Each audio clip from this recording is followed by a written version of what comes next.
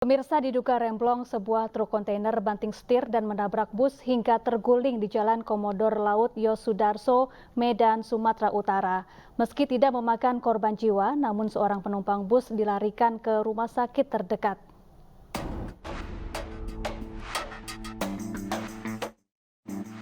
Dalam rekaman CCTV bus, terlihat truk kontainer yang dikendarai Ikjan Ritonga 41 tahun melintas dari arah Medan menuju Pelabuhan Belawan. Saat melewati persimpangan Jalan Komodor Laut Yosudarso, kilometer 10, Kecamatan Medan Deli, sebuah truk bermuatan kontainer dari arah Pelabuhan Belawan menuju Kota Medan banting setir ke kanan, menabrak pembatas jalan dan menyerempet bus hingga terbalik. Diduga truk kontainer lepas kendali karena mengalami remblong saat melihat sebuah truk tangki di depannya berhenti. Diduga sopir truk menghindari tabrakan beruntun di depannya hingga banting setir ke kanan. Remblong. Jadi karena kontainer ini takut dia terjadi tabrakan beruntun, dia buang ke bahu jalan. Sementara si bus ini dari arah Medan ke Belawan takut terjadi tabrakan, makanya dia buang juga ke sana sehingga bus ini terbalik. Bang, ada korban nggak, Bang? Korbannya satu, tapi tidak ada luka-luka, cuma dia shock. Korban itu dari mana, Bang? Dari bus. Oh, penumpang. Penumpang bus. Kalau supir bus Aman. Kecelakaan yang melibatkan truk kontainer dan bus Transmetro Deli ini telah ditangani Satlantas Polres Pelabuhan Belawan.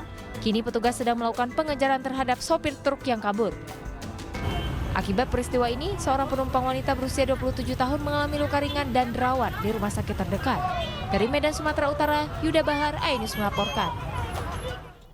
Pemirsa, tim Puslap 4 Polda Sumatera Selatan melakukan olah TKP lanjutan insiden lift jatuh yang menewaskan 7 pekerja bangunan di Sekolah Az-Zahra, Bandar Lampung. Hasil dari uji forensik nantinya akan dijadikan bahan pengembangan untuk menetapkan siapa yang bertanggung jawab atas insiden tersebut.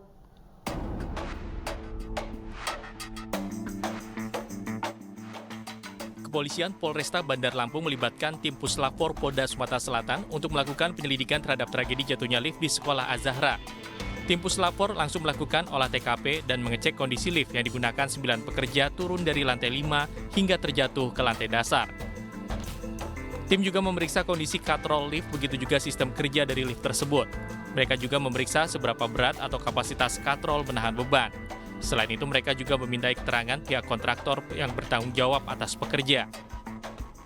Kapolresta Bandar Lampung Kombes Ino Haryanto mengatakan kegiatan olah TKP Puslap 4 Polda Sumatera Selatan tersebut merupakan tindak lanjut proses penyelidikan yang telah dilakukan Satreskrim Polresta Bandar Lampung. Menurut Kapolres, tim Puslap 4 mengkaji terkait penyebab lift jatuh.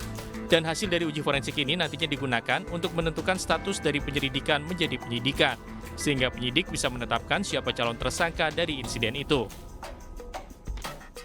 Kami sengaja meminta bantuan dari Lapor Mabes Polri yang ada di Palembang untuk melakukan pengkajian terkait penyebab jatuhnya lift ini. Ya, apa-apa saja nanti yang ditemukan tentunya ini sangat-sangat bermanfaat buat kami untuk menentukan proses penyelidikan untuk peningkatan ke sidik tentunya. Siapa yang bertanggung jawab, kemudian apa-apa saja yang harusnya ada pada pekerjaan-pekerjaan ini juga menjadi materi nanti yang akan kami dalami.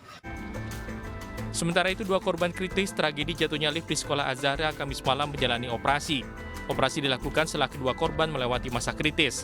Tim dokter memastikan kondisi kedua korban sudah membaik dan sudah bisa untuk menjalani operasi. Sebelumnya, kedua korban dinyatakan kritis dan sempat menjalani perawatan secara intensif di ruang ICU Rumah Sakit Bumi Waras.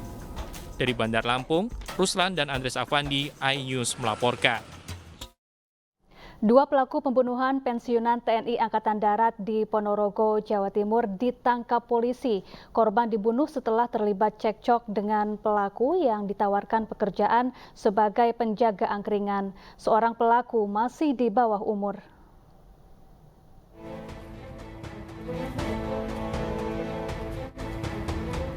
Jeki Rahmat, 21 tahun, warga Soralangun, Jambi, ditangkap petugas Polres Ponorogo, Jawa Timur terkait pembunuhan seorang pensiunan TNI Angkatan Darat. JG ditangkap bersama temannya AS yang masih berusia 16 tahun. Keduanya diciduk saat dalam perjalanan ke Sumatera untuk melarikan diri pasca sepekan membunuh Sumiran. Pelaku mengaku kenal dengan korban melalui media sosial karena ditawari pekerjaan sebagai penjaga angkringan. Kedua pelaku kemudian datang ke Ponorogo untuk bertemu korban yang telah menyewa rumah kontrakan di Desa Semanding. Namun belum sempat bekerja, kedua pelaku terlibat cekcok dengan korban dan menganiayanya hingga tewas. Awalnya kan dia kan menjanjikan pekerjaan, Terus? tapi dia itu keseriusan kami ditanyakan sama si korban. Nah, jadi kan kami emosi karena itu dianggap sepele gitu. Alhamdulillah setelah 5 hari kami terima laporan di TKP di Gedangan tersebut, kami sudah bisa mengungkap pelaku dari pembunuhan tersebut setelah jenazahnya kita temukan juga di Jalan Tol Ngawi. Ada 2 pelaku sementara diamankan dan kami terus mengembangkan terhadap motif-motif dan yang lain. Mereka memang ditangkap di mana dan gitu? Ditangkap di Sumatera. Sebelumnya jasad Sumiran ditemukan terbungkus karpet di bawah jalan tol Desa Widodaren, Ngawi, Jawa Timur. Aparat kepolisian Ngawi kemudian berkoordinasi dengan Polres Ponorogo yang lebih dulu mendapat laporan warga yang menduga rumah kontrakannya menjadi lokasi pembunuhan. Pasalnya di TKP, polisi menemukan kartu tanda anggota atas nama Sumiran, serta beberapa bercak darah di dalam rumah. Pemilik kontrakan juga melaporkan karpetnya hilang. Dugaan tersebut pun akhirnya terbukti dengan ditemukannya jasad Sumiran. Aparat kepolisian mengungkap kasus pelaku aborsi yang merupakan mahasiswi di Polewali Mandar, Sulawesi Barat. Polisi juga berhasil menemukan janin yang dibuang oleh pelaku di lahan kosong permukiman warga.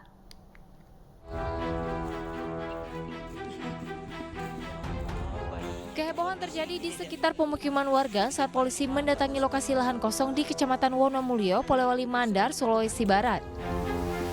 Kedatangan polisi dari Unit Perlindungan Perempuan dan Anak Polres Polewali Mandar serta polsek setempat lain untuk mencari janin yang diduga dibuang oleh seorang mahasiswi berinisial M. Pencarian tak butuh waktu lama, polisi berhasil menemukan bungkusan kantong kresek berisi janin di lahan kosong sekitar pemukiman warga. Polisi juga mengamankan pelaku. Diketahui pelaku melahirkan seorang diri di kamar kos. Janin yang dibuang merupakan hasil hubungan gelap dengan kekasihnya yang saat ini belum diketahui identitasnya. Sudah mengamankan saudari M dan melakukan tindakan pidana masalah aborsi. Dan kita cari barang buktinya, bungkusan plastik, berupa sementara janin dan sementara masih dalam tahap penyelidikan. Nah, semoga nanti kita akan kembangkan di mana tempat aborsi. Kalau orang sendiri, orang tuanya si bayi Masih kita penyelidikan, kita periksa. Di saudari M ini pernah bersama siapa? Baru kita kumpulkan bukti-bukti awal dulu. Pelaku merupakan warga Kabupaten Pinrang, Sulawesi Selatan yang melanjutkan pendidikan di salah satu akademik perawatan di Polewali Mandar. Dari Polewali Mandar, Sulawesi Barat, Huzair Zainal, Ainus melaporkan.